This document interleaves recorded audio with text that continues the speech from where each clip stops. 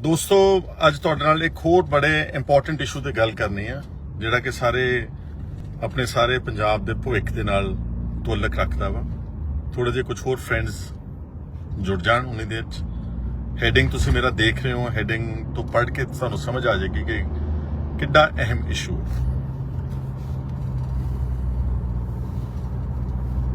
Clear ਨਹੀਂਗਾ?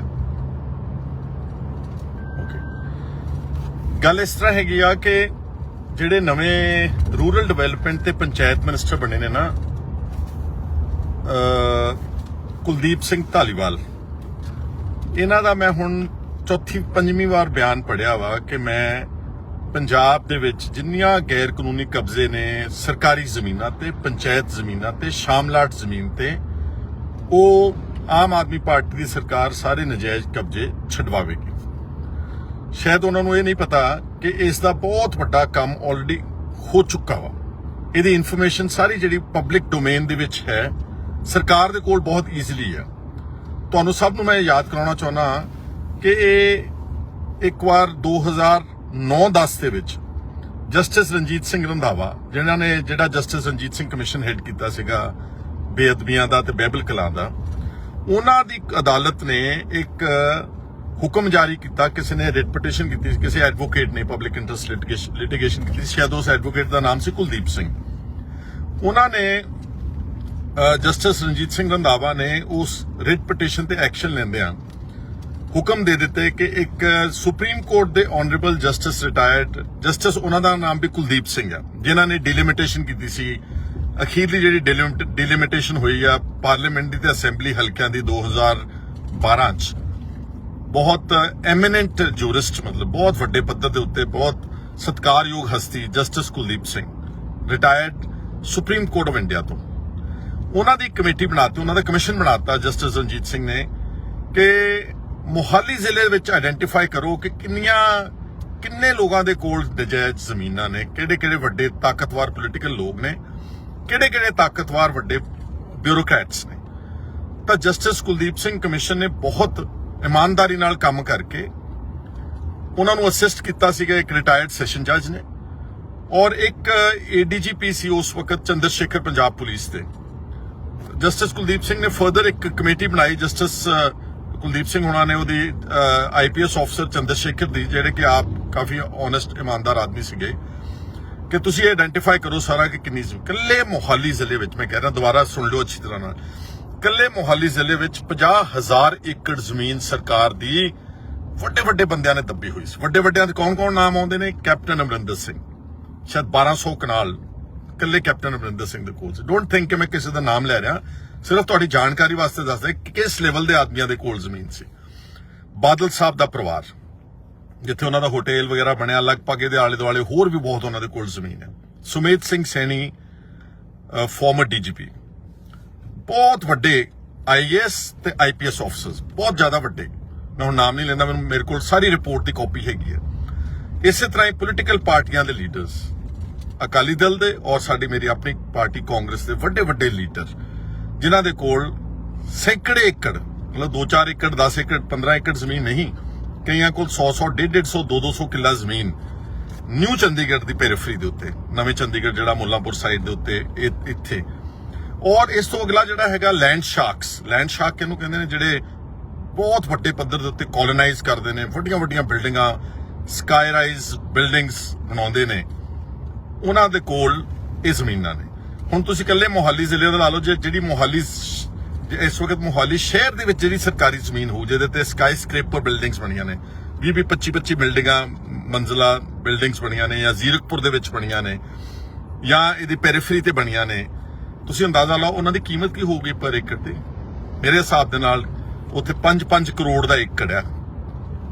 ਜ਼ਮੀਨ ਸਰਕਾਰ ਦੀ, ਬਿਲਡਿੰਗਾਂ ਪ੍ਰਾਈਵੇਟ ਪਲੇਅਰਸ ਦੀਆਂ, ਜ਼ਮੀਨ ਸਰਕਾਰ ਦੀ ਤੇ ਜ਼ਮੀਨ ਪੋਲੀਟੀਕਲ ਲੀਡਰਸ ਦੇ ਹੱਥਾਂ ਦੇ ਵਿੱਚ, ਜ਼ਮੀਨ ਸਰਕਾਰ ਦੀ ਤੇ ਉਹਦੇ ਤੇ ਆਲੀਸ਼ਾਨ ਬੰਗਲੇ ਤੇ ਫਾਰਮ ਹਾਊਸਸ ਬਣੇ ਨੇ, ਵੱਡੇ ਆਈਪੀਐਸ ਤੇ ਆਈਏਐਸ ਅਫਸਰਸ ਦੇ।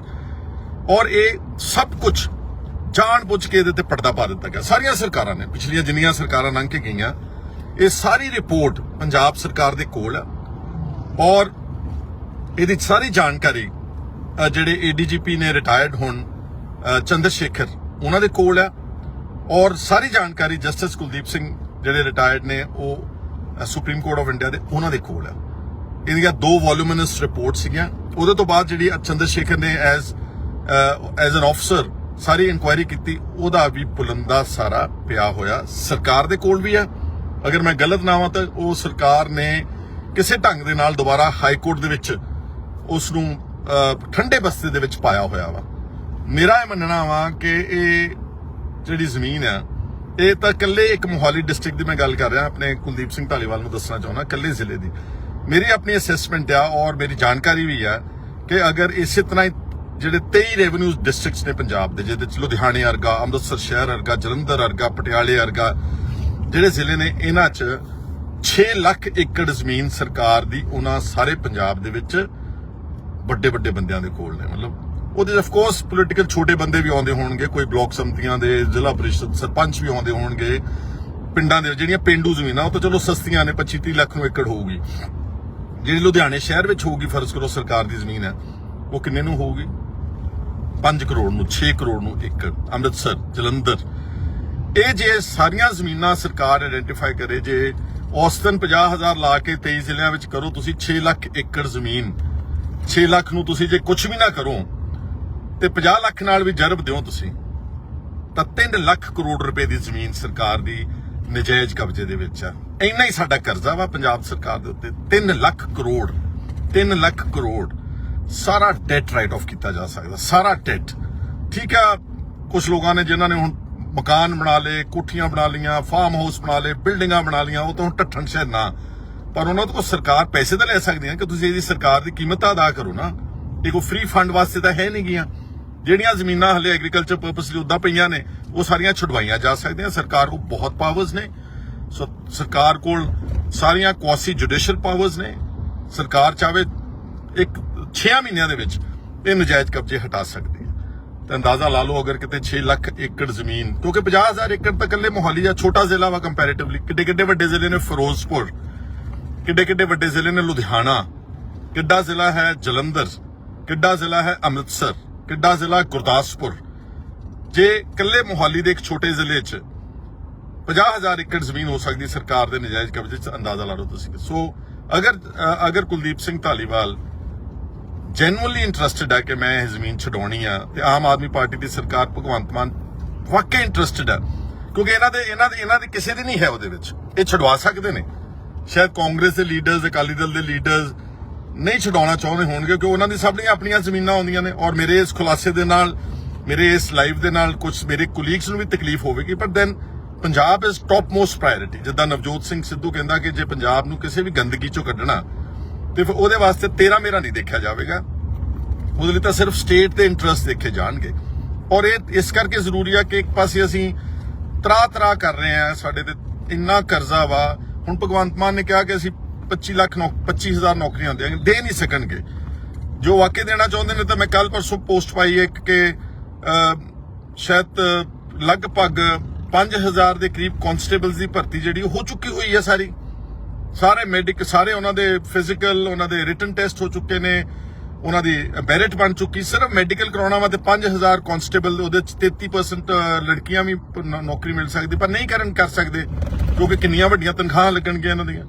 ਫਿਰ ਜਿਹੜਾ SSS ਬੋਰਡ ਆ, ਸਰਵਿਸਿਜ਼ ਸਿਲੈਕਸ਼ਨ ਸਬਆਰਡੀਨੇਟ ਬੋਰਡ ਆ, ਜਿਹੜਾ SSS ਬੋਰਡ, ਉਹਨੇ ਜੇਲ੍ਹ ਵਾਰਡਨਸ ਦੀਆਂ, ਤੁਹਾਡੇ ਕਲਰਕਸ ਦੀਆਂ, ਸ਼ਾਇਦ ਪਟਵਾਰੀਆਂ ਦੀਆਂ, ਇਹ ਭਰਤੀਆਂ ਵੀ ਕੁਝ ਹਜ਼ਾਰਾਂ ਵਿੱਚ ਉਹ ਵੀ ਪ੍ਰਕਿਰਿਆ ਪੂਰੀ ਹੋਈ ਆ, ਲੇਕਿਨ ਹੁਣ ਉਹ SS ਬੋਰਡ ਹੀ ਸਰਕਾਰ ਨੇ ਭੰਗ ਕੀਤਾ ਹੋਇਆ ਵਾ। ਇਸੇ ਤਰ੍ਹਾਂ ਹੀ ਬਹੁਤ ਸਾਰੇ ਟੀਚਰਸ, ਬਹੁਤ ਸਾਰੇ, ਕਿਉਂਕਿ ਸਰਕਾਰ ਚੇਂਜ ਹੋਈ, ਚੋਣ ਜਾਬਤਾ ਲੱਗ ਗਿਆ, ਪ੍ਰਕਿਰਿਆ ਪਿਛਲੇ 2 ਸਾਲ ਦੀ ਹੁੰਦੀ ਰਹੀ, ਸਭ ਕੁਝ ਕੰਪਲੀਟ ਹੋ ਗਿਆ, ਉਧਰੋਂ ਚੋਣਾਂ ਆ ਗਈਆਂ, ਭਰਤੀ ਹੋ ਨਹੀਂ ਸਕੀ।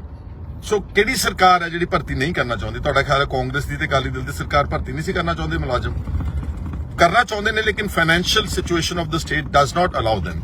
ਜਿਹੜੀ ਸਟੇਟ ਤੇ 3 ਲੱਖ ਕਰੋੜ ਦਾ ਕਰਜ਼ਾ ਹੋਊਗਾ, 25,000 ਕਰੋੜ ਰੁਪਏ ਸਾਲ ਦਾ ਵਿਆਜ ਭਰੂਗਾ, ਕਿੱਦਾਂ ਨਵੇਂ ਮੁਲਾਜ਼ਮ ਰੱਖ ਲਓ? ਆਹ ਰਾਹ ਜ਼ਰੂਰ ਹੈਗਾ ਕਿ ਜੇ ਸਰਕਾਰੀ ਜ਼ਮੀਨਾਂ ਛਡਾਈਆਂ ਜਾਣ, ਉਹਨਾਂ ਨੂੰ ਮਾਰਕੀਟ ਵੈਲਿਊ ਦੇ ਹਿਸਾਬ ਦੇ ਨਾਲ ਪੈਸੇ ਦੇਣੇ ਪੈ ਜਾਣ। ਬਹੁਤ ਵੱਡੇ ਬਿਲਡਰਸ ਨੇ ਪੋਲੀਟੀਕਲ, ਮੈਂ ਫਿਰ ਨਾਮ ਨਹੀਂ ਲੈਣਾ ਚਾਹੁੰਦਾ, ਫਿਰ ਉਹ ਦੁੱਖ ਲੱਗਦਾ ਉਹਨਾਂ ਨੂੰ। ਪੋਲੀਟੀਕਲ ਬਿਲਡਰਸ ਨੇ ਜਿਨ੍ਹਾਂ ਨੇ ਬਹੁਤ ਵੱਡੀਆਂ ਕੰਪਨੀਆਂ ਬਣਾ ਕੇ ਉੱਥੇ ਸਕਾਈ ਸਕ੍ਰੇਪਰ ਬਿਲਡਿੰਗਸ ਬਣਾਈਆਂ ਹੋਈਆਂ ਨੇ ਮੋਹਾਲੀ ਜ਼ਿਲ੍ਹੇ ਵਿੱਚ। ਇਕੱਲੇ ਮੋਹਾਲੀ ਦਾ ਉਦਾਹਰਨ ਦੇ ਰਿਹਾ ਵਾਂ ਤੇ ਤੁਸੀਂ ਅੰਦਾਜ਼ਾ ਲਾ ਲਓ ਕਿ 3 ਲੱਖ ਕਰੋੜ ਰੁਪਏ ਦਾ ਕਰਜ਼ਾ ਲੱਥ ਸਕਦਾ ਵਾ ਸਰਕਾਰੀ ਜ਼ਮੀਨਾਂ ਨੂੰ। ਇਹ ਹੁਣ ਮੁਨੱਸਰ ਆਫ ਕੋਰਸ ਉਹਨਾਂ ਦੀ ਕਿੰਨੀ ਕੈਪੈਸਿਟੀ ਆ, ਕਿੰਨੀ ਵਿਲ ਪਾਵਰ ਆ ਉਸ ਮਿਨਿਸਟਰ ਦੀ ਔਰ ਇਸ ਨਵੀਂ ਗਵਰਨਮੈਂਟ ਦੀ। ਇਹ ਕਰ ਸਕਦੇ ਨੇ because they have no vested interest. ਜਿਹਨਾਂ ਦਾ ਵੈਸਟਡ ਇੰਟਰਸਟ ਹੁੰਦਾ ਉਹ ਨਹੀਂ ਕਰ ਸਕਦੇ। ਸੋ ਮੈਂ ਉਮੀਦ ਕਰਦਾ ਕਿ ਅੱਜ ਦੇ ਇਸ ਮੁੱਦੇ ਦੇ ਉੱਤੇ ਸਰਕਾਰ ਗੌਰ ਕਰੇਗੀ। ਕੁਲਦੀਪ ਸਿੰਘ ਧਾਲੀਵਾਲ ਨੂੰ ਲਿੰਕ ਮੈਂ ਸਪੈਸ਼ਲੀ ਭੇਜ ਦੂੰ ਉਹਨਾਂ ਦੇ WhatsApp ਤੇ, ਜੇ ਉਹਨਾਂ ਕੋਲ ਟਾਈਮ ਹੋਵੇ ਉਹ ਸੁਣਨ ਔਰ ਜਸਟਿਸ ਕੁਲਦੀਪ ਸਿੰਘ ਕਮਿਸ਼ਨ ਦੀ ਰਿਪੋਰਟ ਕਢਾ ਲੈਣ। ADGP ਰਿਟਾਇਰਡ ਚੰਦਰ ਸ਼ੇਖਰ ਨੂੰ ਆਪਣੇ ਕੋਲ ਬੁਲਾ ਲੈਣ। ਇੱਕ ਸ਼ਾਇਦ ਮਿਸਟਰ ਗੁਪਤਾ ਸੀਗੇ ਰਿਟਾਇਰਡ ਸੈਸ਼ਨ ਜੱਜ ਜਿਨ੍ਹਾਂ ਨੇ ਅਸਿਸਟ ਕੀਤਾ ਸੀਗਾ ਜਸਟਿਸ ਕੁਲਦੀਪ ਸਿੰਘ ਨੂੰ, ਉਹਨਾਂ ਨੂੰ ਬੁਲਾ ਲੈਣ ਤੇ ਹਾਈ ਕੋਰਟ ਦੇ ਵਿੱਚੋਂ ਸਾਰੀਆਂ ਫਾਈਲਾਂ ਲੈ ਆਉਣ। ਹਾਈ ਕੋਰਟ ਵਿੱਚ ਸਰਕਾਰ ਪੇਸ਼ ਹੋ ਕੇ ਕਵੇ ਕਿ ਅਸੀਂ ਇਸ ਸਾਰੀ ਸਰਕਾਰੀ ਜ਼ਮੀਨ ਦੇ ਨਜਾਇਜ਼ ਕਬਜ਼ੇ ਨੂੰ ਛਡਵਾਵਾਂਗੇ। ਬਸ ਇੱਥੋਂ ਗੱਲ ਸ਼ੁਰੂਆਤ ਹੋ ਜਾਏਗੀ।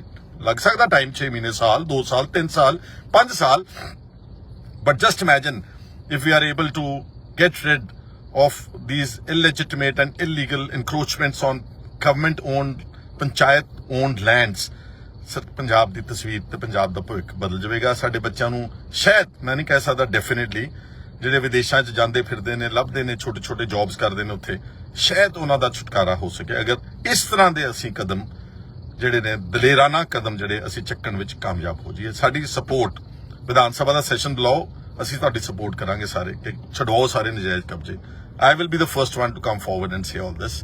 ਐਂਡ ਮੈਂ ਸਮਝਦਾ ਕਿ ਸਾਰੇ ਕਾਂਗਰਸ ਦੇ ਜਿੰਨੇ MLAs ਨੇ, ਜਿੰਨੇ ਸਾਡੇ ਲੀਡਰਸ ਨੇ, ਉਹਨਾਂ ਨੂੰ ਇਸ ਗੱਲ ਨੂੰ, ਇਸ਼ੂ ਨੂੰ ਉਠਾਉਣਾ ਚਾਹੀਦਾ ਵਾ ਤਾਂ ਕਿ ਅਸੀਂ ਨਜਾਇਜ਼ ਕਬਜ਼ਿਆਂ ਨੂੰ ਛੁਡਵਾ ਕੇ ਆਪਣੇ ਸੂਬੇ ਨੂੰ ਨਿਜਾਤ ਦਵਾ ਸਕੀਏ। ਤੁਹਾਡਾ ਸਾਰਿਆਂ ਦਾ ਅੱਜ ਜੁੜਨ ਵਾਸਤੇ ਬਹੁਤ ਬਹੁਤ ਸ਼ੁਕਰੀਆ। Thank you.